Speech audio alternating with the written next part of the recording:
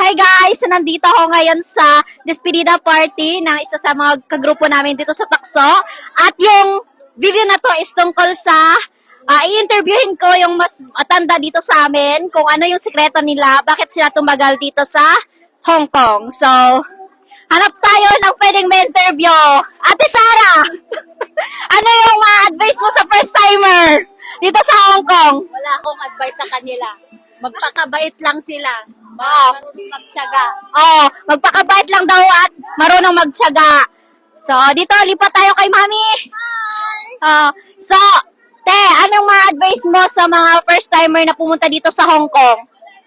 Advice ko sa first timer na, Para tumagal sila sa amo nila. di magpapakabait sila. O, ganun lang. Wala akong masabi. Oh, magpapakabait daw. Ate Jo, anong ma-advise mo sa mga first-timer dito sa Hong Kong or yung may bala? Timer dito. Magtiyaga lang kayo sa amo nyo. Darating ang panahon. Pag hindi sila mabait, magiging mabait din sa inyo. Oh, yun po. So, yun yung mga may edad na dito sa Hong Kong at matagal na sila. So, yun yung mga advice nila dito kapag pumunta kayo or may balak kayong magtrabaho dito sa Hong Kong. Thank you for watching. Bye!